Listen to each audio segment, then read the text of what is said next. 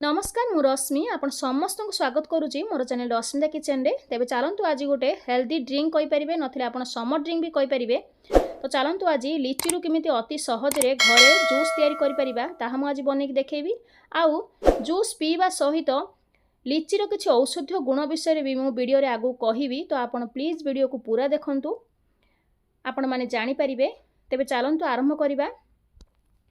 देखो प्रथमे एमती लीची नहीं जीवे मु हाफ किलो हम लीची नहीं आई। तो प्रथमे आम धोई नवा कहीं किणला बेले डस्ट पड़ी थाए। तो डस्ट को तो आम निहाती भाव में एभोड करिया दरकार। तो प्रथमे आम धोई नवा तापर देखो तार स्किन टाको एमती रिमूव करने आउ गोटे मझीरे एमती कट लगेगी ता मंजीटा को भी आम काढ़ी नवा कहीं आम जूस बनवा। तो मंजीटा को निहाती भाव में ध्यान रखी काढ़ी ने।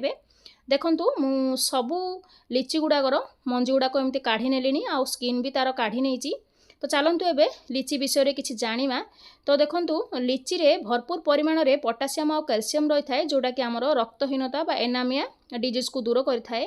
आ लीची रे बहुत परिमाण में विटामिन सी रही है जोटा कि आमर इम्यून सिस्टम को स्ट्रेंथ करिवारे हेल्प करें। तो आम लीची निहाती खाइबा दरकार। तो तापर देखु आम लीची जूस बनवा। तो देखु लीची गुड़ा तो आम काढ़ी नहीं तापर एमती गोटे जार रे देदबा।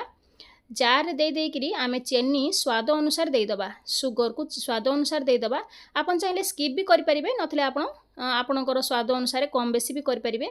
तापर देखंतु मु गोटे पिंच साधा लूण देइछि। साधा लूण जगह रे आपण कळा लूण भी दे परिबे।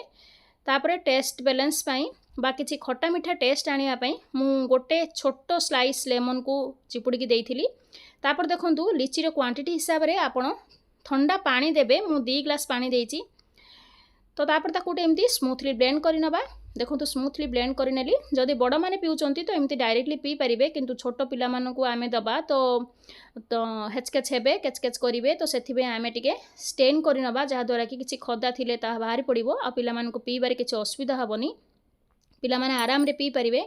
तो देखंतु स्टेन करिया समय रे चलंतु आउ किछि मेडिसिनल वैल्यू जानि नवा लीची विषय रे। लीची खाइबा द्वारा बा लीची खाइबा द्वारा हमर एंटी एजिंग दूर करें एंटी एजिंग रे हेल्प करें जहाँद्वारा कि आमर स्किन बहुत ग्लो करें। आउ डाइजेशन पावर को भी बढ़े थाए जहाँद्वारा आमर कॉन्स्टिपेशन भी दूर होता है। आउ लीची आखि पाई भी बहुत भल। तो एते सब मेडिसिनल वैल्यू जानिला परे लीची तो आमको निहाती खाइबा को पड़िबो। तो सेथि पई आमे लीची जेमथि हेले भी आमको इनटेक करिया पड़िबो। आपण फ्रेश खाहतु नथिले आपण जूस बनै के पियंतु किंतु लीची निहाती भाव रे खाहतु। तो देखंतु तापर आमे जूस तो बनै देथिले। तो सेथिबे आमे ग्लास रे एबे ठंडा ठंडा बरफर खंड देइकरी आमे जो फ्रेश नेचुरल जूस जो बनै थिले से जूस को आमे ढाली नबा। देखंतु वर्तमान मु 2 ग्लास रेडी कर देली। वर्तमान आमर ठंडा ठंडा लीची रो जूस बनिकी रेडी हो गला किंतु जना पड़ुनी। तो किछि जना पड़िया पई किछि लीची को आमे रखि दबा सजै नबा जहा द्वारा कि जना पड़िबो लीची रो जूस बोलिकी। तो देखंतु एबे ठंडा ठंडा लीची रो जूस बनिकी रेडी हो गला।